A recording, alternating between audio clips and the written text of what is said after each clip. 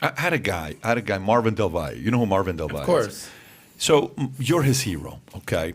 He brought you up at the event in front of 6,000 people, okay? He says, Patrick, I'm begging you, if you can, ask this question. He's a Catholic, and he's a very, very well-read Catholic, okay? And he's from Honduras. He's done well for himself in business. And when I read this question for you, you're going to realize how technical of a question he's asking you, okay? And I'm curious to know what your take's going to be on this. It has to do with a comment you made about the Catholic Church, right? Let me read this to you, see if I have it. Here we go, okay? It's long-winded, so just brace for impact. Okay. In his video, Who Dares to Say He Believes in God, he criticized the Catholic Church very harshly. Is not the first that he had done, and he basically compared the Catholic Church to the Protestant approach to salvation, number one. Number two, he then had the opportunity to interview Bishop Barron as part of his podcast name, Christianity and the Modern World, and most of us expect him to ask some really tough questions about the issue. He criticized, but he never happened. He almost looked overwhelmed by the moment and the conversation. He almost looked like a man that wanted to confess, okay? First question. He's got 3 of them here for you. Number one, why did he avoid the tough questions? Bishop Barron was the best person, the most qualified person to clear what I believe is a mistaken perspective about the Catholic Church. Number two, he was also just coming back from a difficult health situation he experienced in 2019. Did that influence his approach to the conversation? You called me the day of my birthday, September 20th. I called him, let me know that he was really not doing well. We knew kind of what you were going through. I was very emotional and was praying for him ever since. You have to realize this guy's a true believer of you. Number three, my final question is about the Catholic Church. To which Catholic Church is he referring to? The Latin American Catholic Church that was heavily influenced by liberation theology for the last 60 plus years? By the way, very poor Catholic Church. B, the very wealthy North American Catholic Church. C, the European Catholic Church that almost like Anglican Church feels like a social club. D, the grown missionary African Catholic Church, also very poor and persecuted church.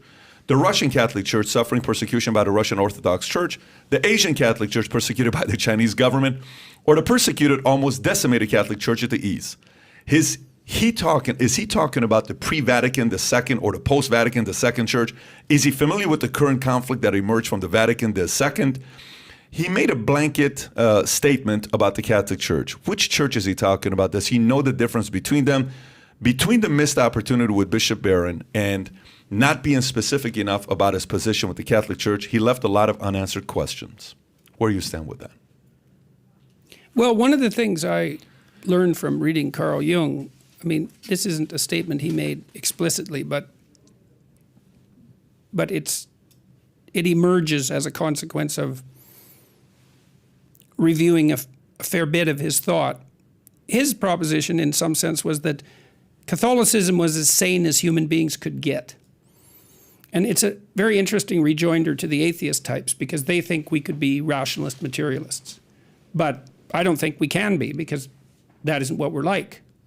We're all going to become rational in this scientific sense. There aren't that many scientists, and even among scientists, there aren't that many scientists. It's actually really hard to be a scientist. It takes a lot of training. It's a very specific way of thinking. And it isn't how obvious how broadly accessible that's ever going to be. And I say that as an admirer of the scientific enterprise. Catholicism is a great drama. It's an inclusive, encompassing ritual and drama, as well as a system of beliefs. And, more power to it as far as I'm concerned on that regard. I don't remember what my fundamental criticism was, unfortunately. There's many podcasts that I've done because I was so ill and sometimes while doing them that I don't remember them at all. I meet people that I interviewed for 2 hours and I don't remember meeting them. It's very distressing, but that's life. I would say, and I think the idea that a critique should be differentiated, that's a very good idea and fair enough. And I certainly don't feel like engaging in a blanket condemnation of the Catholic Church. I've been grappling and trying to do this with Bishop Barron too. Part of the reason Barron wanted to talk to me is because people who are actively engaged in the religious enterprise professionally. And this is Orthodox Jews, Muslims, Orthodox Christians, Roman Catholics, Protestants less so, but some. They're interested in the popularity of my lecture series on Genesis, because I did that lecture series in 2017. It was really the first public lecture series I gave. We rented a theater in Toronto privately and booked it for 15 weeks, and I offered these lectures, and all the tickets sold out. And most of the people who came were young men. And that's weird, because you imagine going to a bank with this business plan. So I'm going to rent a theater. I want you to loan me some money. I'm going to rent a theater. I'm a professor. I'm going to rent a theater. And I'm going to lecture. The first lecture I'm going to give will be 2 hours on the first sentence of Genesis. And my target market is young men. It's like, they're not going to lend me any money. That's a no starter. But the lectures sold out, and they've been watched, I don't know, 40 million times or something on YouTube. And so the civil apparatus of many religious organizations are interested in this, because I obviously tapped into something that they're not tapping into. And my criticism, if I remember, was a criticism aimed at addressing the fact that that's not being tapped into. One of the things I talked to Bishop Barron about, and I may not be addressing your friend's concern because I don't know what specific criticism he was concerned about.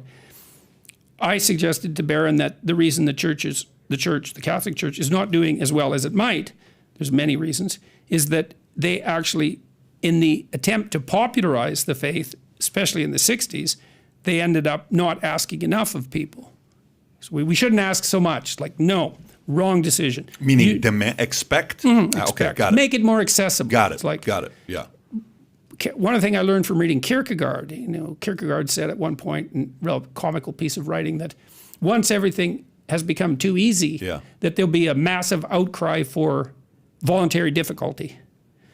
And I thought, that's smart. Well, he was smart. He was Kierkegaard after all. And the church can offer that. That is what it has to offer. Like, that's the straight and narrow path. This is very, very, very, very, very difficult. But it's the alternative to hell. So there is that. And I think there's true and there's meta-true, and that's meta-true. That's powerful, because, churches sit behind closed doors, and the board will say, whoever the board may be at a non-denominational church, hey, Pastor, this last time you talked about, pick whatever it is, transgenderism a little bit too much. Or we're losing our, attendees. Or you talked about this. Don't spend too much time talking about gay marriage out of the Bible, because we have to be a little bit more diplomatic. Let's not raise the standard too much where people are doing too many Bible studies or too many, events at the house. You're saying, no, double down and raise the standards and keep them high. Expect more from people. That's what you're saying. Yeah, absolutely. And it isn't, and not in a finger-wagging sense. It's